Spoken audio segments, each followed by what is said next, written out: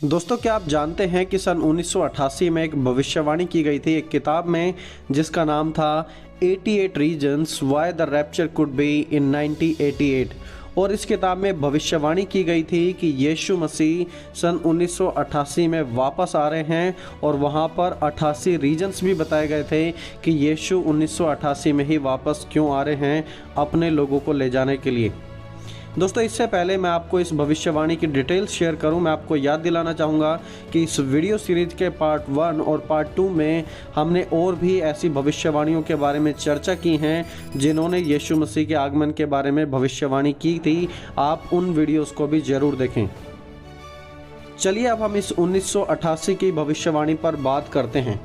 दोस्तों, famous NASA rocket engineer Edgar Vincent, जो कि बाय प्रोफेशन एक रॉकेट इंजीनियर थे, सडनली उन्होंने भविष्यवाणी करनी शुरू कर दी कि यीशु मसीह सन 1988 में वापस आ रहे हैं। और उन्होंने उसके ऊपर एक किताब भी लिखी, और उस किताब में 88 यानी कि 88 कारण भी बताए थे कि क्यों यीशु मसीह सन 1988 में ही वापस आ रहे हैं। इंटरेस्टिंगली दोस्तों, उनकी लिखी गई ये किताब इतनी पॉपुलर हुई कि कुछ ही समय में 3 मिलियन लोगों ने यह किताब खरीदी अंतिम समय को जानने के लिए। और इन 3.2 मिलियन में से 2 लाख के करीब ऐसे पासवान थे, अलग अलग कलीसियाओं के पास्टर थे, जिन्होंने इस भविष्यवाणी को पढ़ा और उसके अनुसार वो चलने लगे। एडगर ने बाइबल की स्टडी करना शुरू किया, और मैं पर्सनली यहाँ पर नहीं जानता कि आखिर उन्होंने वहाँ पर क्या पढ़ा, क्या रिसर्च की, लेकिन कुछ आयतें उन्होंने बाइबल से पढ़ी और उसके बाद उन्होंने कंक्लूड किया कि यीशु मसीह का आगमन होगा। आगमन कब होगा? वो होगा 11 से 13 सितंबर के बीच सन 1988 में। दोस्तों, 11 से 13 सितंबर के बीच लोगों ने वहाँ पर वेट किया, लेकिन वहाँ पर यीशु मसीह का कोई भी आगमन नहीं हुआ। और जब सितंबर की ये भविष्यवाणी उनकी फेल हो गई, उन्होंने कहा था कि 11 से 13 सितंबर के बीच यीशु मसीह आएंगे। जब उनकी ये भविष्यवाणी फेल हो गई तो उन्होंने फिर एक और नई भविष्यवाणी की, एक और नई डेट दी, और वो डेट थी 3 अक्टूबर। और फिर 3 अक्टूबर को भी लोगों ने वहाँ पर वेट किया, लेकिन अगेन वहाँ पर प्रभु यीशु का कोई भी आगमन नहीं हुआ, और इस प्रकार उनकी तमाम भविष्यवाणियाँ फेल हो गई। लेकिन जब उन्होंने ये भविष्यवाणी की तो लोगों पर इसका बहुत ही ज़्यादा असर हुआ था। किस प्रकार असर हुआ, मैं आपको बताता हूँ। लोगों ने इस भविष्यवाणी को बहुत ही ज़्यादा सीरियसली लिया।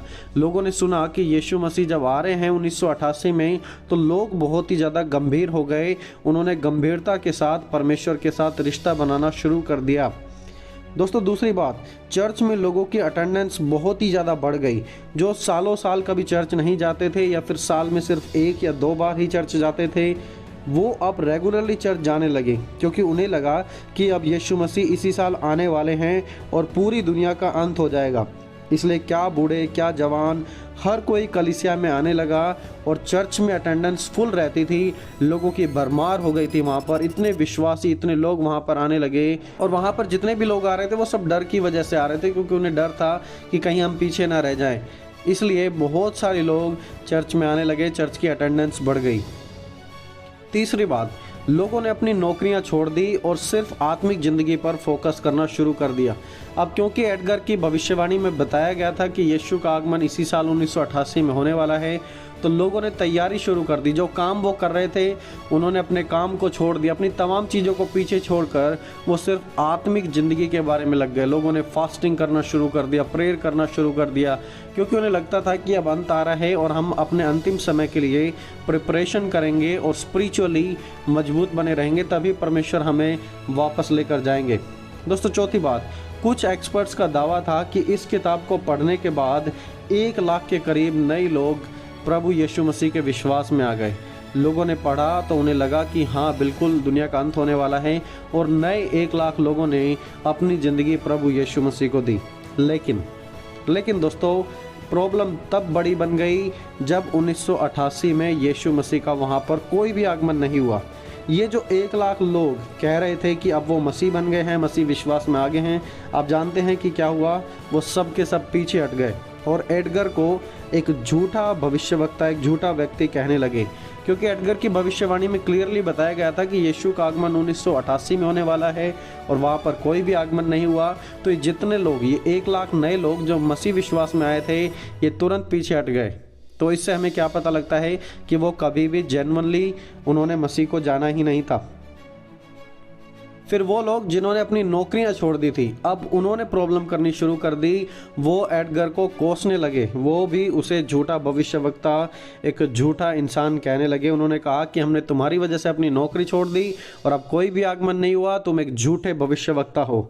और दोस्तों, इस घटना के बाद जब लोगों ने देखा कि ये जो भविष्यवाणी की गई थी, ये भविष्यवाणी फेल हो गई है, कोई आगमन नहीं है, तो जो लोग चर्च जाना जिन्होंने शुरू कर दिया था, ज़्यादा से ज़्यादा दोबारा से चर्च की अटेंडेंस ड्रॉप हो गई और लोग डर की वजह से चर्च जा रहे थे। अब उन्होंने चर्च जाना छोड़ दिया, क्योंकि उस समय उन्हें लग रहा था कि यीशु का आगमन होगा और हम परमेश्वर के साथ जाना चाहते हैं। लेकिन अब उन्हें पता लग गया कि यीशु का आगमन नहीं होगा, तो वो लोग उन्होंने जाना चर्च में दोबारा से बंद कर दिया।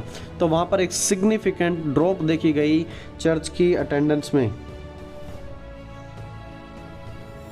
सिर्फ इतना ही नहीं था, एडगर ने अपनी इस भविष्यवाणी को रेडियो में, टीवी, हर जगह इस भविष्यवाणी को बताया और अलग अलग स्थान पर लोगों ने इसे सुना और लोग तैयार हो गए। लेकिन अंत क्या था? अंत था फेलियर, यानी कि उनकी भविष्यवाणियाँ फेल हो गई। सन 1988 गुजर गया, आज हम सन 2023 में हैं, उनकी भविष्यवाणी फेल साबित हुई है। दोस्तों, टाइम एंड अगेन हम देखते आए हैं कि बहुत से ऐसे झूठे भविष्यवक्ता हुए हैं, ऐसे लोग हुए हैं जो बहुत सारी प्रेडिक्शंस करते आए हैं यीशु मसीह के दोबारा आगमन को लेकर। अपनी पिछली वीडियोस में पार्ट 1 में मैंने आपको बताया, पार्ट 2 में मैंने आपको बताया कि कैसे 2011 में भी ऐसी भविष्यवाणी की गई थी, सन 1800 में भी ऐसी भविष्यवाणी की गई थी कि यीशु मसीह वापस आ रहे हैं और उन्होंने एक एक्चुअल डेट भी दी। लेकिन जब वो डेट आई, लोगों ने वेट किया, तो वहाँ पर क्या हुआ? वहाँ पर कुछ भी नहीं हुआ। यीशु मसीह का वहाँ पर कोई भी आगमन नहीं हुआ। तो दोस्तों, ये सब चीज़ें पास्ट में हुई हैं, भूतकाल में हुई हैं, और ये सब चीज़ें भविष्य में भी होंगी। भविष्य में भी ऐसे लोग उठ खड़े होंगे जो उस समय को जानने का दावा करेंगे, जिसके बारे में खुद प्रभु यीशु मसीह ने कहा है कि ना स्वर्ग के दूत, ना पुत्र, परंतु केवल पिता ही उस दिन और उस घड़ी को जानता है। लेकिन ये लोग पुत्र से भी बढ़कर, स्वर्गदूतों से भी बढ़कर उस समय को जानने का दावा करते हैं कि हम उस समय को जानते हैं। और दोस्तों, सबसे इंटरेस्टिंग बात यह है कि वो एक एग्जैक्ट डेट भी देते हैं, एक पक्की तारीख भी सेट कर देते हैं कि हाँ, यीशु मसीह इस दिन आने वाले हैं और मुझे ये रेवलेशन मिला है, मुझसे प्रभु यीशु मसीह ने बात की है। तो दोस्तों, इस वीडियो सीरीज में मैंने आपको 3 ऐसे लोगों के बारे में बताया और मेरी आशा यही है कि आप आने वाले समय में जब आप ऐसी बातों को और भी लोगों के मुंह से सुनते हैं तो आप सतर्क रहेंगे, चौकन्ना रहेंगे। आप परमेश्वर के वचन को खुद पढ़ेंगे, सच्चाई को जानेंगे, ना कि ब्लाइंडली किसी के ऊपर आप विश्वास कर लें। जैसे कि एडगर ने भविष्यवाणी की थी और उसकी भविष्यवाणी के कारण वहाँ पर 3.5 मिलियन लोगों ने उस भविष्यवाणी को पढ़ा, लोग सीरियस हो गए और बहुत ही ज़्यादा वहाँ पर हलचल मची। लेकिन जब भविष्यवाणी पूरी नहीं हुई तो लोग पीछे हट गए, वहाँ पर बहुत सारे लोगों ने उन्हें मारा, उन्हें झूठा भविष्यवक्ता बोला और इनफैक्ट उसे कोसना भी शुरू कर दिया। दोस्तों, ये एक पहचान होती है।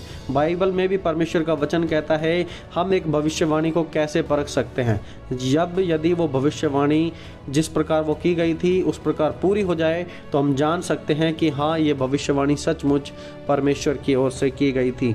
सो दोस्तों, परमेश्वर इस वीडियो सीरीज के द्वारा आप सभी को आशीष दे। पार्ट 1 और पार्ट 2 की लिंक आपको नीचे मिल जाएगी, आप उन्हें भी जरूर देखें और दूसरों के साथ जरूर शेयर करें। दोस्तों, मिलेंगे जल्दी एक और नए वीडियो के साथ, तब तक आप सभी को जय मसीह की दोस्तों।